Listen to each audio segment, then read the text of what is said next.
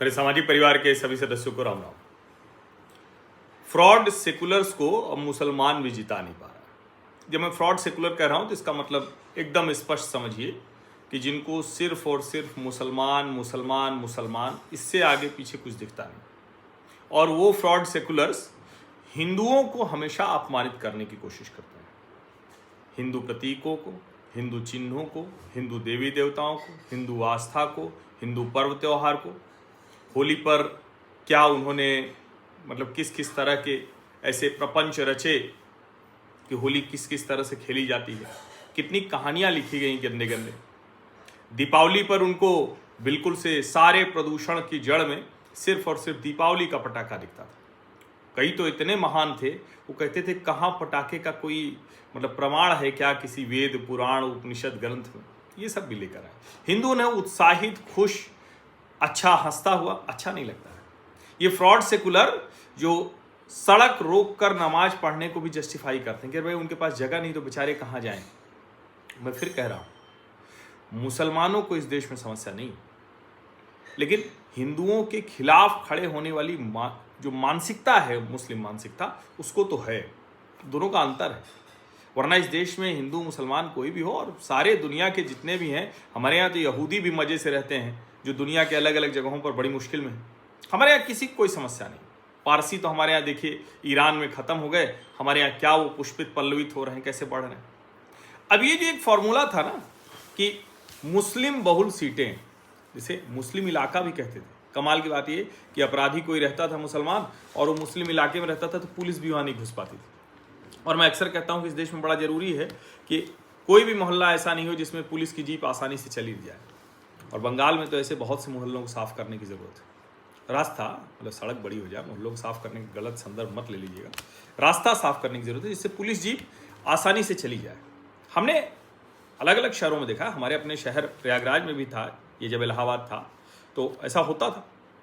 अब ये जो मुस्लिम बहुल इलाका, मुस्लिम बहुल सीट, मुस्लिम मेजॉरिटी सीट, अरे वहाँ तो छोड़ो ना, वहाँ क्या बात कर रहे हो। और ऐसे हंसते मुस्कुराते ये लोग कहते थे और उसके बाद शुरू हो जाते थे। अब जरा मुस्लिम सीट का हाल देख लीजिए। पश्चिम बंगाल में बार बार ये कहा जाता रहा कि 142 मुस्लिम सीटें। मैं हमेशा कहता रहा कि आप इतना मुसलमान मुसलमान कर रहे हो, 75 सीटें मानो। और मैंने लगातार टीवी चैनलों पर भी कहा है, क्योंकि वो सारे विश्लेषण टीवी पर मैंने ज़्यादा किए, अपने इस यूट्यूब चैनल पर कम हो पाया, फिर भी आपको बताता रहा ही मैं।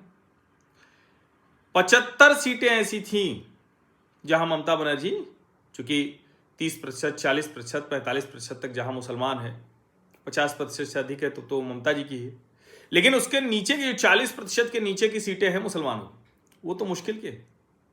और 142 जो मुस्लिम बहुल सीटें कही जाती थी, जिसको मुस्लिम मेजॉरिटी सीटें कहते थे 293 में, इसी आधार पर सारे विश्लेषक कहते थे कि वो तो हो ही नहीं पाएगा, वो तो कैसे, वो तो 100 में लड़ती है।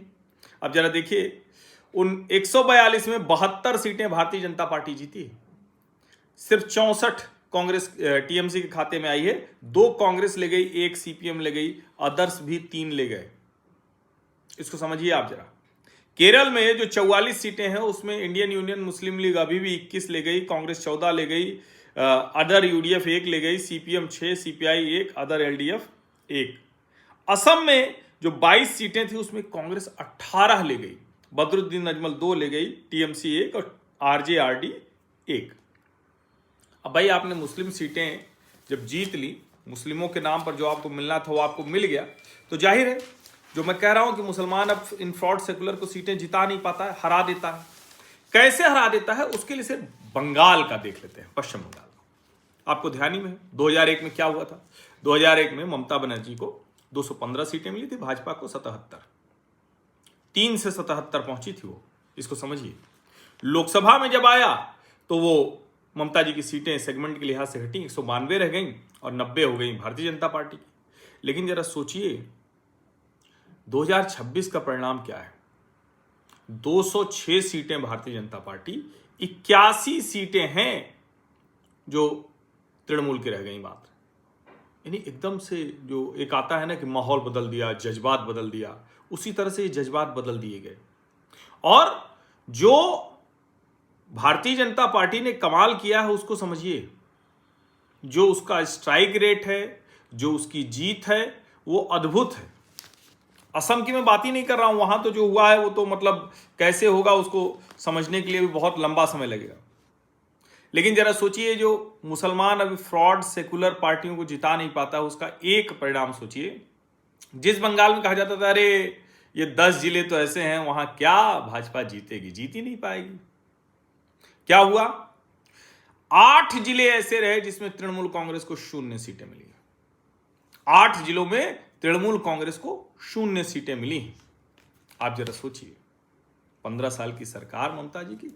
और जब मैं कहता था 2011 और 2026 एक दिख रहे हैं, 2006 और 2021 एक दिख रहे हैं, तो बहुत से लोग कहते थे कि अरे आपने तो 2021 में भी कहा था कि भाजपा 100 के ऊपर जाएगी, नहीं जा पाई। हाँ, नहीं जा पाई, 77 रह गए, लेकिन दिशा वही थी। इस बार भी हमने 154 प्लस कहा था, भाजपा तो 200 पार कर गई। दिशा तो सही पकड़ते हैं। लेकिन जरा सोचिए, नॉर्थ बंगाल जहां भारतीय जनता पार्टी की जो सीटें थी वो 2021 में 21 सीटें थी, 2026 में 26 हो गई।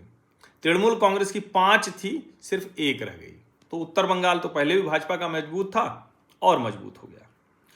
चिकन स्नेक में अभी भी मजबूत है तृणमूल कांग्रेस, लेकिन कितनी मजबूत है कि 38 से घट के 22 रह गई और भारतीय जनता पार्टी 11 से बढ़कर 22 हो गई, डबल हो गई चिकन नेक के इलाके में। यहीं पर कांग्रेस को भी 2, लेफ्ट को 1 और अदर्स को भी 2 सीटें मिली। बर्धमान में तृणमूल कांग्रेस की सीटें थी 46, रह गई 9, और जो भारतीय जनता पार्टी की थी 8, पहुंच गई 45। एकदम रिवर्स कर गया। हिंदू को लगा कि यार तुम मजाक करते हो, मुसलमान करके वोट लेते हो, हिंदू का वोट तो घेलुआ है, तो मिल ही जाएगा, ये तो मजाक है, इसके लिए क्या करना है, इसके लिए कुछ करना थोड़ी नहीं, ये तो हमको देगा ही देगा। ममता बंदोपाध्याय नाम लिखा हुआ, ममता बनर्जी लिखा हुआ, अभिषेक बनर्जी लिखा हुआ, दे देंगे। ऐसा नहीं होता भाई। ग्रेटर कोलकाता, जिसको प्रेसिडेंसी एरिया भी कहते हैं, 108 सीटें, कहते थे यहां तो सवाल ही नहीं उठता। जानते हैं, पश्चिम बंगाल में शहर में भारतीय जनता पार्टी को ज्यादा मुश्किल थी। वहां गढ़ पक्के वाले थे, वहां लोगों को निकलने नहीं देते, सोसाइटी की सोसाइटी बंधक बना ली जाती थी, जिसको बूथ जैमिंग, सोर्स जैमिंग, जाने क्या क्या कहते हैं। 93 सीट थी ग्रेटर कोलकाता की 108 सीटों में से तृणमूल के पास, रह गई मात्र 46। हालांकि इसी 46 ने बचा लिया, और भाजपा की 14 से हो गई 60। यहां 1 सीट लेफ्ट को भी मिली।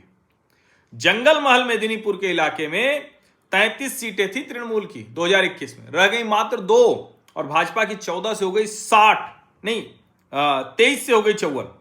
33 से 2 रह गई, 23 से 54, 14 से 60 तो ग्रेटर कोलकाता में हुई थी। अब आप सोचिए जरा, जो मत प्रतिशत है 46% भाजपा हो गई और 40.8% रह गई तृणमूल कांग्रेस। 2021 में यही था 48 और 38 का वोट प्रतिशत था। अब जाहिर है, जब सीटें ज्यादा हारते हैं, ज्यादा सीट रह जाती है, तो फिर जो 1 सीट जीतने के लिए जो जितने वोट चाहिए, तो मुसलमान बहुत है एक जगह, बहुत ज्यादा वोट कर दिया तो उससे क्या होगा। अब 2021 में भारतीय जनता पार्टी को 1 सीट जीतने के लिए चाहिए थे 2,97,000 वोट, तृणमूल को 1,35,000, कांग्रेस को और लेफ्ट को चूंकि सीट ही नहीं थी। 2026 में भाजपा 1,40,000 वोट पर 1 सीट जीत गई और तृणमूल को 3,20,000। करो मुसलमान और वोट ले लो। कांग्रेस को ये 9,40,000 वोट पे 1 मिली है, और इनको तो चूंकि 21 लाख वोट जो भी होगा उसके हिसाब से इनको रही। और इसीलिए मैं कह रहा हूं कि ये समझना बहुत ज़रूरी है। जो बार बार हर कोई कहते हैं, इसको समझ लीजिए। ये जो मुसलमान आप चिल्लाते हैं ना, इसका अब आपको लाभ नहीं, नुकसान हो रहा है। लेकिन इसका मतलब कतई नहीं है कि समझदारी न रहे। और चूंकि वो कहते थे, तो शुभेंदु अधिकारी भी खुल के कह रहे हैं कि हमको हिंदू मतों ने जिता दिया, हमको हिंदू मतों ने जिता दिया। तो अब लड़िए। चूंकि तृणमूल कांग्रेस 291 सीट पर लड़ी और 27.5% उसकी स्ट्राइक रेट रही। भाजपा 293 पर रही, 70.4% रही। 2021 में इसकी 26% थी और उनकी 74% थी। तो एक तरह से सब कुछ पलट गया है। हाईएस्ट मार्जिन है 1,04,265, ये बीजेपी के आनंदमय बर्मन जीते हैं नक्सलबाड़ी वाले इलाके से, और लोवेस्ट मार्जिन है 323, ये टीएमसी के तापस चटर्जी जीते हैं। तो ये भी जान लीजिए। यंगेस्ट एमएलए बीजेपी के हैं मयूना मुर्मू बीजेपी, और ओल्डेस्ट तृणमूल कांग्रेस समर मुखर्जी, 84 साल। इससे भी आप समझ लीजिए कि कैसे मतलब यंगेस्ट बीजेपी का है। वैसे इसका कोई मतलब नहीं है, लेकिन फिर भी समझने के लिहाज से। लेकिन मूल जो बात मैंने कही कि फ्रॉड सेकुलर को अब मुसलमान जिता नहीं पा रहा है, हरा दे रहा है, क्योंकि हिंदू को ये बात समझ में आ गई। और आप कम्युनलिज्म करेंगे, सांप्रदायिकता करेंगे, वरना तो भाई सबको वोट वैसे ही मिलना चाहिए, लेकिन ऐसा होता नहीं, तो उसको भी शायद समझ में। आप सभी का बहुत बहुत धन्यवाद। सब्सक्राइब अवश्य कर लीजिए, नोटिफिकेशन वाली घंटी दबा लीजिए, लाइक का बटन दबा लीजिए, अधिक से अधिक लोगों तक इस वीडियो को पहुंचा दीजिए। धन्यवाद।